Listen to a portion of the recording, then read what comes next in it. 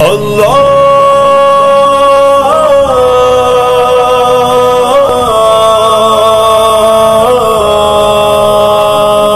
چل چل چل چل چل چل چل چل دین کی تبلیغ میں چلنے کا مزہ دیکھ، اللہ کے راستے میں نکلنے کا مزہ دیکھ، چل دین کی تبلیغ۔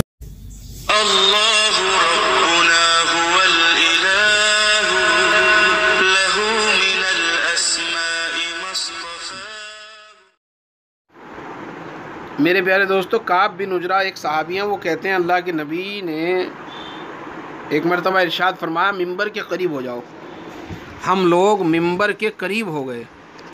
جب حضور نے ممبر کے پہلے درجے پر قدم رکھا تو فرمایا آمین، جب دوسرے پر قدم رکھا تو پھر فرمایا آمین، اور جب تیسرے پر قدم رکھا تو پھر فرمایا آمین۔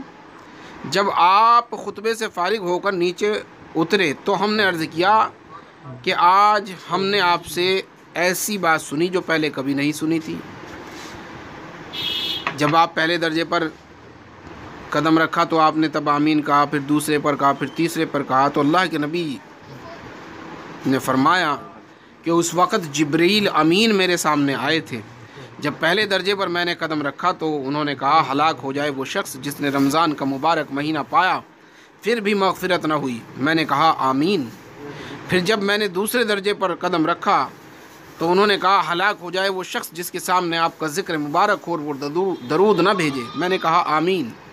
اور جب تیسرے درجے پر میں چڑھا تو انہوں نے کہا ہلاک ہو جائے وہ شخص جس کے سامنے اس کے ماں باپ یا ان میں سے کوئی ایک بڑھاپے کو پائے اور وہ اس کو جنت میں داخل نہ کرائے۔ میں نے کہا آمین۔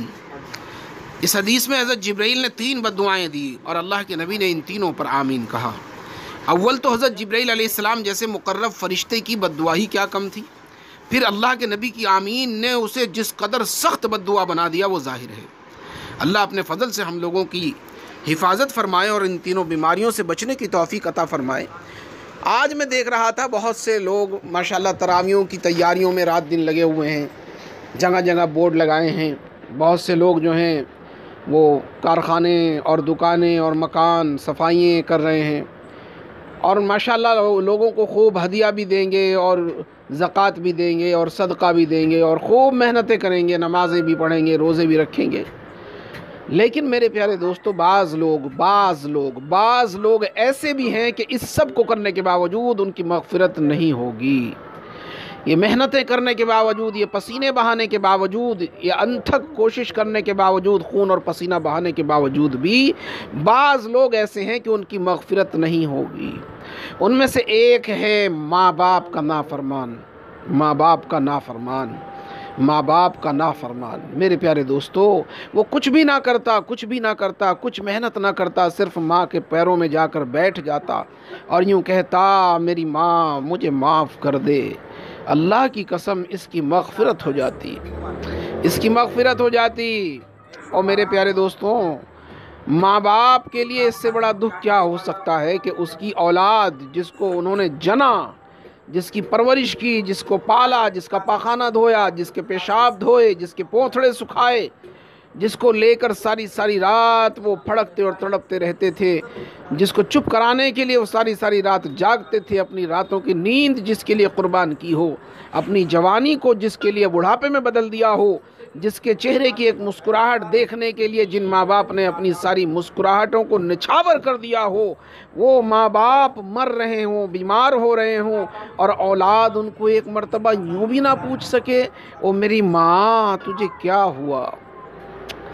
اور اولاد کے لیے اس سے بڑی بدبختی کیا ہو سکتی ہے، اس سے بڑا کمینہ پن کیا ہو سکتا ہے کہ اس کے ماں باپ اس کو نصیحت کرنے سے بھی ڈرتے ہوں، اس کو اپنی ضرورت بتاتے ہوئے بھی ڈرتے ہوں، اس کے سامنے کوئی بھلائی کی بات بھی نہ کر سکتے ہوں۔ بچہ ناراض ہو جائے گا، بچہ جوان ہو گیا، کہیں گھر چھوڑ کے چلا نہ جائے، کہیں غصے میں کچھ کہہ نہ دے، کہیں غصے میں کوئی گالی نہ بول دے، کہیں اپنے ماں باپ کی بے عزتی نہ کر دے۔ وہ بوڑھے ماں باپ، کمزور، ضعیف، بیمار، ہڈیاں گل گئیں جن کی، پالتے پالتے اولاد کو، وہ بیچارے گھبرا رہے ہیں، ڈر رہے ہیں، کہیں کچھ نصیحت اگر کر دی کہیں ایسا نہ ہو یہ بیچارہ جوان ہے بے عزتی نہ کر دے جوانی کے جوش میں۔ اور میرے پیارے دوستو، اولاد کے لیے اس سے بڑی بدبختی کچھ بھی نہیں ہو سکتی۔ اس اولاد پہ تمام لعنت کرنے والوں کی لعنت ہے جس سے اس کے ماں باپ ناراض ہوں، ماں باپ ناراض ہوں، اور خاص طور سے ماں کی بات کر رہا ہوں۔ ماں کی محبت تو وہ محبت ہے جس کی دلیل خود اللہ رب العزت دے رہے ہیں کہ 70 ماؤں سے زیادہ بندے کو چاہتے ہیں۔ ماؤں سے کمپیئر کیا، اس کا مطلب ماں کی محبت عظیم الشان محبت ہے۔ بس اتنا ہی کہنا چاہتا ہوں۔ سارے رمضان، ساری نمازیں، سارا قرآن کا پڑھنا، ساری تلاوتیں، سارے صدقے، سارے زکوٰۃ، ساری خیرات، ساری تراویحاں ایک طرف، اور اللہ کی قسم تمہاری ماں کی دعا ایک طرف۔